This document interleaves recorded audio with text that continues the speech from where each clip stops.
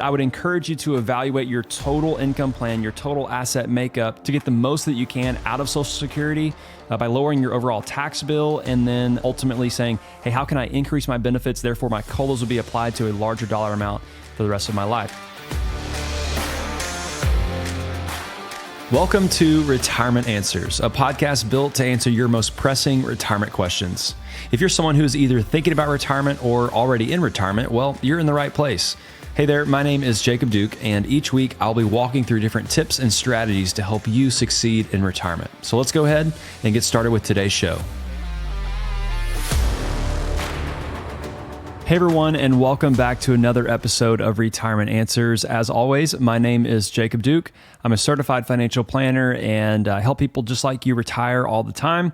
The purpose of this podcast is to share different retirement tips and strategies with you so that you can have a successful retirement and go enjoy it and be less anxious or worried about your money. So by the title of today's episode, you can obviously see that we're going to be talking about the new Social Security cost of living adjustment that's going to be taking place here in 2024. But before we jump into that, I wanted to say thank you so much for all of you who are continuing to listen and just continue to support the show. It means so much. And if you're finding value in the show, I encourage you to go give a rating and review there on the podcast platform that you're listening through, whether that's Apple Podcasts or Spotify.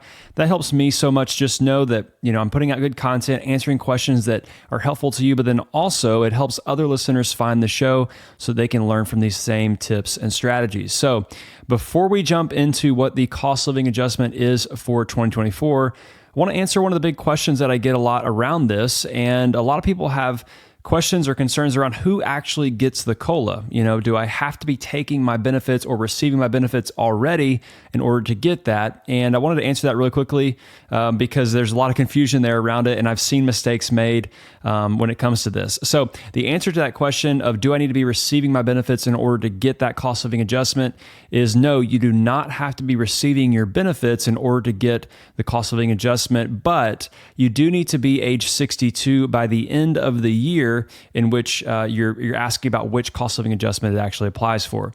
So that's something to remember and think about because I think last year I had a client of mine asking, hey, do I need to be receiving my benefits? I think I'm going to go ahead and take them so I can get this big 8.7% cost of living adjustment. I said, wait, don't do that yet because you're still going to get the 8.7% adjustment even if you're not already receiving your benefits. So don't let a cost of living adjustment blow up your plans to delay if you do plan on delaying your Social Security benefits. So that's the first thing I wanted to answer for you today is you don't have to be receiving your benefits in order to get those COLAs each year. You just have to be 62 or older to get those. Okay, so we are about to jump into what that cost of living adjustment is for 2024. And then also be sure to kind of listen all the way to the end because I'm going to be sharing some ideas around why this increase may not be what you're truly getting after we factor in a few other things that are important to consider. So without further ado, what is the 2024 COLA for Social Security? It is, drumroll please, 3.2%. And right away, you're probably thinking, man, Jacob, that is not as high as I was hoping. And yeah, I'm kind of with you, right?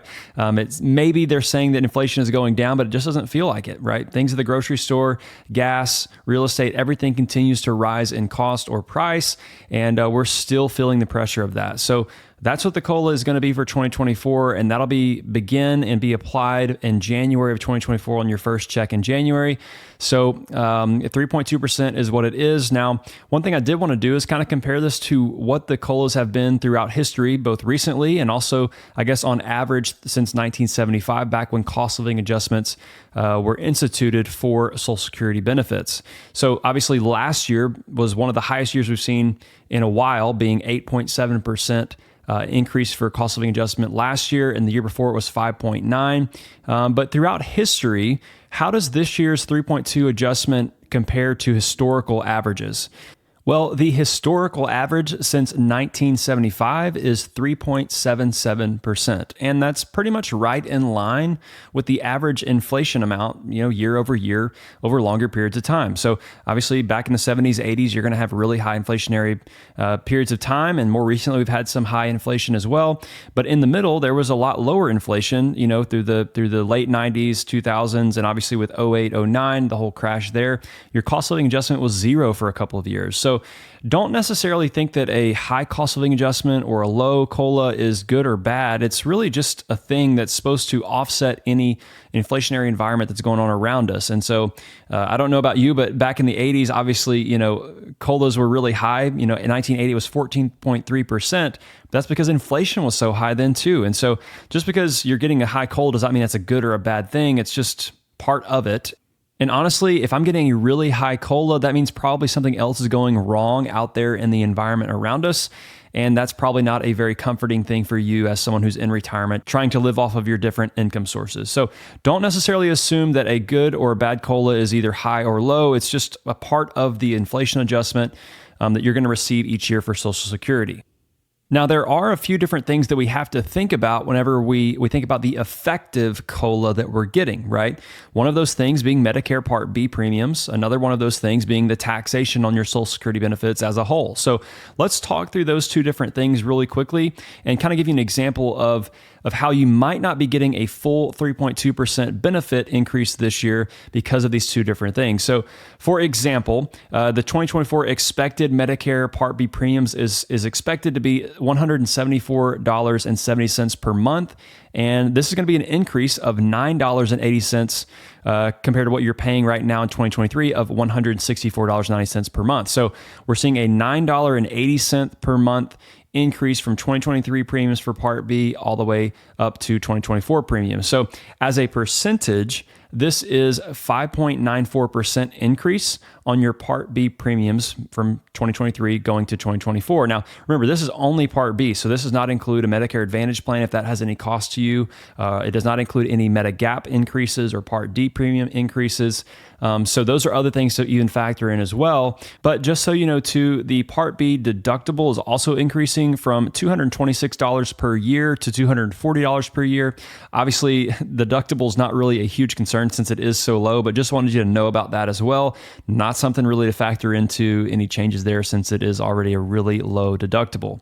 So right away, we can see that these premiums for health insurance are increasing at a greater rate compared to your Social Security income. So your Part B premiums, remember, they're going up by 5.94%, and your benefits are only going up by 3.2%. So there's a disparity there. So let's kind of look at an example to see what your net COLA would be after we factor in that increase on the Medicare Part B premiums. So let's assume that as an example, let's say that you've got $2,000 a month is your Social Security benefit here in 2023, and this is going to be your net Social Security benefit. So that $2,000 is already factoring in your Medicare premiums every month that you're paying. So we're not going to add that on top and then subtract it back out. We're just assuming that you're already subtracting that out.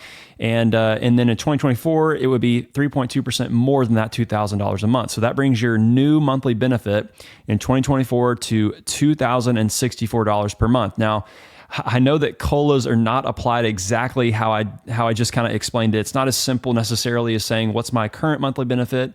And then let's multiply it by the new increase and get the product of that. You can get a pretty close or approximate number if you do it that way.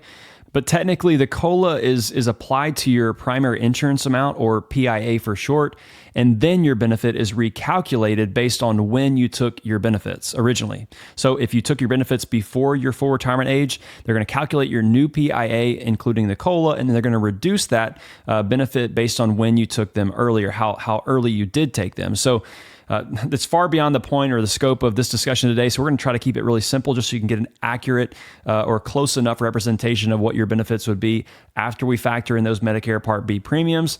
So that's a little bit of sidebar, but I just wanted to make sure that you knew that you can't just simply take your COLA and then take your current benefits and just add those two things together to get your new monthly benefit. It won't be exactly right, but it will be close enough to kind of give you a ballpark estimate of what your new benefits in 2024 would be. So let's go back to our example of $2,000 a month going up to $2,064 a month. But whenever we factor in that Part B premium increase of $9.80 per month, your new benefit, after we subtract out that increase in the Part B premium, your new benefit would go from $2,064 a month in 2024. It would go back down to $2,054.20. So it's a $9.80 decrease from what your COLA would increase it to. So after we subtract out that Part B premium increase, we can find out what your effective COLA is going to be, and we do that by just taking the $54.20, which is the amount above $2,000 that you're receiving right now in 2023, and we divide that by the $2,000 you're receiving, which gives us a percentage of 2.71%, and that would be your effective COLA that you're receiving here in 2024 when you consider Medicare Part B increases. So we thought we were getting a 3.2% COLA, but now we're really only getting a 2.71% because we have to factor in those Part B premium increases. Also, something to think about here is the taxation on your Social Security benefits, because every year we're getting COLAs or cost of living adjustments there for your benefits, but something that is not going up with inflation, or what we would call inflation adjusted, is your combined income or provisional income brackets that's used to calculate how much of your Social Security is taxable. So those combined income brackets, they're not inflating over time with inflation. They're staying exactly how they are until we change that in legislation. I hope that would happen soon, because at some point, everybody's income from Social Security is going to be taxable. So just as a refresher, I've got episodes on this previously when I talk about Social Security taxation, so you can go back and listen to those. But just kind of really quickly, what are those combined income brackets? Well, if you're single or filing as an individual, then it would be 0 to 25,000, 25,000 to 34,000, 34,000 and above. And the difference there is the first 25,000, 0% of your Social Security is taxable if you fall within that range for your combined income. If you're from 25,000 to 34,000, 50% of your Social Security would be taxable. Anything above 34,000, it would be 85% of it would be taxable. Now, that's for an individual. For couples or married filing jointly, it's 0 to 32,000, 32 to 44, and then anything above 44, and it follows those same 0, 50, and 85% taxability brackets. So that's a refresher on that. Now, like I said, those brackets are not increasing year over year. So they've stayed at 25 to 34 and 32 to 44. They've stayed the same and have never increased. So if you think about it, whenever we have these cost of living adjustments for your Social Security income, your income is going to be going up. But if the brackets that are used to figure out how much of your Social Security is taxable are not going up, that means you're going to keep increasing your income and the brackets are going to stay the same. Therefore, you're going to get taxed on a higher amount of your Social Security. And as it stands still today, even if you have the absolute highest possible benefit for Social Security as an individual or as a couple combined, you still, if your only source of income is Social Security, you're not going to pay any taxes on any of that. Right? As soon as you add other dollars into the mix or other income into the mix, you could have a portion of your Social Security taxable depending on how much other income you do have. So whenever we think about that, more and more people are going to be pushed into higher tax brackets because of their Social Security increasing, and these combined income brackets are not increasing.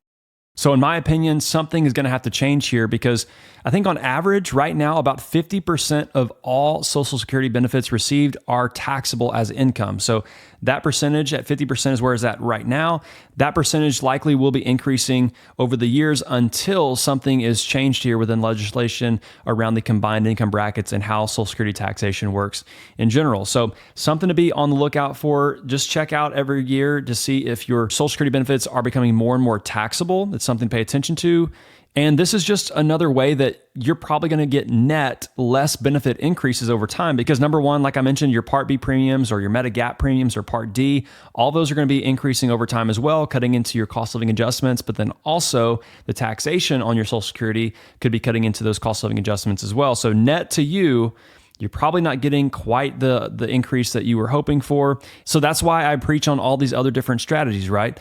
Number one, whenever you take your benefits originally in the first place, that continues to impact you for the rest of your life, right? Because if you think about it, if we're going to be penalized because we took it early, that's going to affect how much our COLA is going to benefit us every year in the future, right? Because if you think about it, you've got a 5% COLA on $2,000 and a 5% COLA on $1,000. Well, the $2,000 benefit is going to get a higher dollar amount COLA than the $1,000 benefit, because it's all percentage based. So the higher your benefit is when you originally take your Social Security benefits, that's going to continue to help you in the future whenever future COLAs are applied. Also, too, whenever we think about our sources of income, and goes back to tax diversification and having different sources of income from a taxability standpoint to pull from to lower how much of your Social Security will be taxable. So having money in that tax deferred account, that tax-free account like a Roth, and also brokerage or taxable investment account money, having those different sources of tax buckets to pull from is going to be important to you keeping your taxation on Social Security as low as possible, right? Because those combined income brackets, like I mentioned, they are staying the same. They're not increasing over time, which means your Social Security will become more taxable in the future unless some sort of legislation is changed. So these are just some of the things that you need to consider and remember whenever you're thinking about your cost of living adjustments. And if you're excited or not excited about this year's COLA being 3.2%, there's more to it than just having a COLA every year. You have to think about your other sources of income. You got to think about when you originally take Social Security, if it's worth it to take it early and then also be negatively impacted the rest of your life by having a lower COLA in dollar terms than if you had delayed it till full retirement age or even beyond. Remember that you do not have to be taking your benefits in order to get the COLA. You simply have to be age 62 by the end of the year that this COLA was announced. So if you're 62 by the end of 2023, that means in 2024, your benefits will be adjusted by that 3.2%, even if you're not yet receiving those benefits. So I hope this conversation for Social Security COLAs is helpful and gives you some different ideas and things to think about. It's not all bad news, definitely not all bad news, but I would encourage you to evaluate your total income plan, your total asset makeup to get the most that you can out of Social Security by lowering your overall tax bill, and then ultimately saying, hey, how can I increase my benefits? Therefore, my COLAs will be applied to a larger dollar amount for the rest of my life. So thank you so much for tuning into this week's episode of Retirement Answers. As always, if you have a question, feel free to reach out. Shoot me an email at jacob@retirementanswers.net. Also, remember to leave a rating and review there on your podcast platform you listen through. Other than that, thank you so much for being here, and I look forward to talking with you again next week. Hey, it's Jacob again, and I wanted to extend a quick offer to you. If you have a question and you would like to have it answered here on the show, please email me at jacob@retirementanswers.net. And I'd love to answer that question for you right here on the show. Also, I wanted to remind you that nothing discussed in today's episode is meant to be financial, legal, or tax advice. Retirement Answers is for educational purposes only. Thanks for tuning into this week's episode. I look forward to talking with you again next week.